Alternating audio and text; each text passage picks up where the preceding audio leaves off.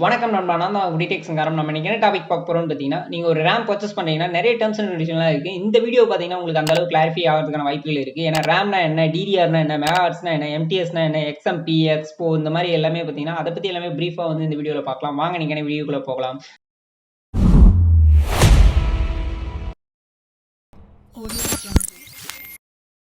ரேம்னா என்னன்னு பார்த்தீங்கன்னா random access memory அப்படின்னு சொல்லுவாங்க. ரோம்னா என்ன பார்த்தீங்கன்னா ரீட் ஒன்லி மெமரின்னுவாங்க. இந்த ரோம்ன்றது வந்து பார்த்தீங்கன்னா ஹார்ட் டிஸ்க்கை குறிக்கும். இந்த ஹார்ட் டிஸ்கில் இருக்கிற டேட்டா வந்து பார்த்தீங்கன்னா பர்மனெண்ட்டாக ஹார்ட் டிஸ்கில் தான் இருக்கும். அந்த ஹார்ட் டிஸ்கில் இருக்கிற டேட்டாவை எடுத்து ப்ராசஸருக்கு அனுப்பும் இல்லையா, அது பேர் தான் ரேம்னுவாங்க. இந்த ரேண்டம் அக்சஸ் மெமரி.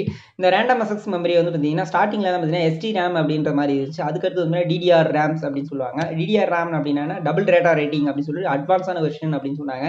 அதில் வந்து பார்த்தீங்கன்னா அதை விட ஃபாஸ்ட்டாக இருக்கும் எஸ்டி ரேம்ஸை விட. வோல்டேஜ் வந்து பார்த்தீங்கன்னா அதை விட கம்மியாக கன்சியூம் பண்ணும் அப்படின்னு சொன்னாங்க. அடுத்த ஜென்ரேஷன் அப்படின்னு சொல்லிட்டு DDR2 ஆரம்ப காலத்துலலாம் வந்துச்சு. DDR3, DDR4, அப்புறம் DDR5 வந்து 2022ல வந்துச்சு.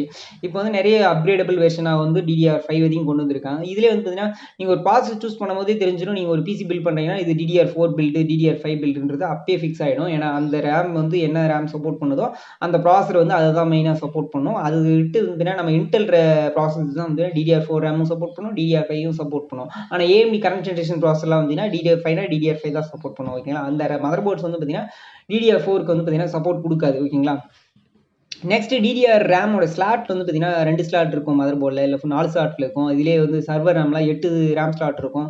இந்த மாதிரி ஒரு சில விஷயங்கள்லாம் இருக்குது. அதை பற்றிலாம் கொஞ்சம் ப்ரீஃபாக அப்புறமா பார்க்கலாம். இப்போ மேட்ஸ்னா என்னன்னு பார்த்தீங்கன்னா கிளாக் ஸ்பீடு அப்படின்னு சொல்லுவாங்க. இதுலேயே MTSனா மெகா ட்ரான்ஸ்ஃபர் அப்படின்னு சிமிலரியாக சொல்லணும்னா டேட்டா ட்ரான்ஸ்ஃபர் ஸ்பீடை வந்து பார்த்தீங்கன்னா நம்ம வந்து மெகாட்ஸ், MTS அப்படின்ற மாதிரிலாம் சொல்லலாம்.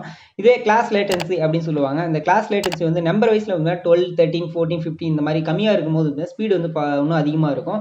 அதே ஒரு 17, 18, 19 அப்படின்னு இருக்குல்ல, அந்த மாதிரி ரேம் நம்பர் இருக்கும்போது பார்த்தீங்கன்னா உங்களுக்கு கொஞ்சம் ஸ்பீடு வந்து கொஞ்சம் கம்மியாக இருக்கிற மாதிரி இருக்கும். இந்த மாதிரி கிளாஸ் லேட்டன்சி அப்படின்ற நம்பர்லாம் கொஞ்சம் பார்த்து வாங்க ரேம் வாங்கும்போது. உங்களோட ரேமோட மெமரியை வந்து பார்த்தீங்கன்னா நீங்கள் ஓவர்க்ளாக் பண்ணி யூஸ் பண்ணலாம். இதில் வந்து இன்டெல் வந்து XMP சர்டிஃபைடு அப்படின்னு சொல்லுவாங்க, AMDல வந்து எக்ஸ்போர்ட் சர்டிஃபைடு அப்படின்னு சொல்லுவாங்க. இதை வந்து பார்த்தீங்கன்னா நீங்கள் ஓவர்க்ளாக் பண்ணி யூஸ் பண்ணுறதுனால பெரிய பூஸ்டப் கிடைக்கும் அப்படின்லாம் நினைக்க வேண்டாம். ஒரு மைனூட்டான அப்கிரேடபிள் பூஸ்டப் வந்து கிடைக்கும். உங்களுக்கு பர்ஃபார்மன்ஸ் வைஸ்ல பார்த்தீங்கன்னா கொஞ்சம் இம்ப்ரூவாக இருக்கும். ஓகேங்களா, இது வந்து பார்த்தீங்கன்னா நீங்கள் பயோஸ்ல போயிட்டு நீங்கள் கியர் ஆப்ஷனில் போயிட்டு நீங்கள் வந்து டிராம்ல வந்து செலக்ட் பண்ணி நீங்கள் வந்து செட்டிங்ஸில் சேஞ்ச் பண்ணி நீங்கள் வந்து பயோஸ் வந்து இன்க்ரீஸ் பண்ணீங்கன்னா உங்களோட ரேமோட கிளாக் வந்து பார்த்தீங்கன்னா இன்னும் ஸ்பீடாக இருக்கும். பர்ஃபார்மன்ஸ் வந்து பார்த்தீங்கன்னா கொஞ்சம் பூஸ்டப்பாக இருக்கும். நீங்கள் வந்து APU ப்ராசஸர் யூஸ் பண்ணுறீங்க அப்படின்னா ஒரு நார்மலாக ஒரு வேகா கிராஃபிக்ஸ், ஒரு இன்டெல் HD கிராஃபிக்ஸ் இந்த மாதிரி ஒரு கிராஃபிக்ஸ் உள்ள இன்டர்கிரேட் கிராஃபிக்ஸ் உள்ள ஒரு ப்ராசஸர் யூஸ் பண்ணுறீங்க அப்படின்னா அதில் வந்து பார்த்தீங்கன்னா VRAM இல்லாமல் இருக்கும். இதுக்கு வந்து பார்த்தீங்கன்னா நீங்கள் ஒரு GPU யூஸ் பண்ணீங்கன்னா அதிலே VRAM வந்து சைட்லேயே கொடுத்துருப்பாங்க. அந்த GPUலே நீங்கள் இந்த மாதிரி APU யூஸ் பண்ணுறதுனால அதுக்கு வீடியோ கிராஃபிக்ஸ் வந்து பார்த்தீங்கன்னா VRAM வந்து இல்லாமல் இருக்கும். அதனால வந்து பார்த்தீங்கன்னா உங்களோட ரேமில் இருக்க மெமரியை வந்து யூஸ் பண்ணிக்கும். அதனால வந்து பார்த்தீங்கன்னா உங்களுக்கு பர்ஃபார்மன்ஸ் வந்து பார்த்தீங்கன்னா கொஞ்சம் லேக் ஆகிற மாதிரி இருக்கும்.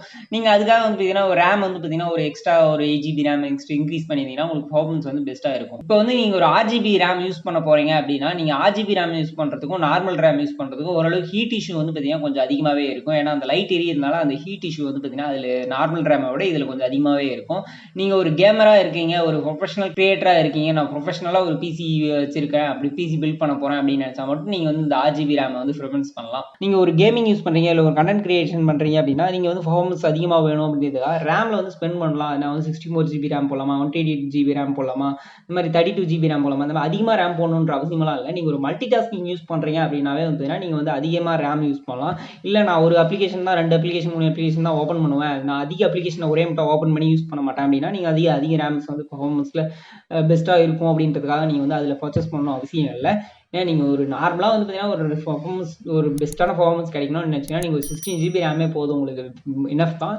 நீங்கள் வந்து மல்டி டாஸ்கிங் அதிகமாக யூஸ் பண்ணணும்னா மட்டும் நீங்கள் வந்து அதிக ரேம்ஸ் வந்து ஸ்பெண்ட் பண்ணலாம். இருந்தாலும் வந்து அதிக டேப்ஸோ இல்லை நிறைய அப்ளிகேஷன்ஸ் யூஸ் பண்ணுறீங்க அப்படின்னா கூட மினிமம் வந்து ஒரு 32GB 64GB இந்த மாதிரி தான் போதும், அதுவே இனஃப் தான். அதுக்கு மேலே போட்டால் அது வந்து குடிச்சிட்டே தான் இருக்கும். நம்ம எவ்வளோ போட்டாலும் அதுக்காக நம்ம அதிகமாக வாங்கி ரேம்ஸ் வந்து ஸ்பெண்ட் பண்ணணும் அப்படின்ற அவசியமும் கிடையாது. நீங்கள் இதிலே வந்து பார்த்தீங்கன்னா ரேம் வந்து பார்த்தீங்கன்னா ஒரு மேட்ஸ் அப்படின்னு இருக்கு இல்லையா, MTSன்னு இருக்கும். இந்த மேட்ஸ் MTSலாம் வந்து பார்த்தீங்கன்னா ரெக்கமெண்டட் மெமரி அப்படின்னு சொல்லுவாங்க.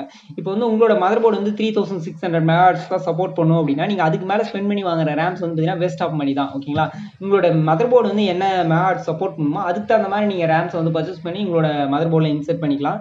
ஒரு நல்ல ரேமை பற்றி பார்க்கணும் அப்படின்னா ஒரு அடுத்து வந்து பார்த்தீங்கன்னா டாப் 5 ரேம்ஸ் நல்ல பிராண்டில் ஒரு நல்ல ரேம்ஸ் வந்து எப்படி சூஸ் பண்ணலாம் அப்படின்றத பற்றி பார்க்கலாம். இப்போ இந்த வீடியோவில் வந்து ரேம்னா என்ன, நீங்கள் இதெல்லாம் பார்த்து ரேமை பர்ச்சேஸ் பண்ணலாம் அப்படின்றத பற்றி இந்த வீடியோவில் பார்த்துருக்கோம். இந்த வீடியோ பிடிச்சிருந்தா மறக்காமல் நம்ம வீடியோக்கு ஒரு லைக் கொடுத்துக்கோங்க. நெக்ஸ்ட் இது போல் ஒரு வீடியோவில் பார்க்கலாம். பாய்.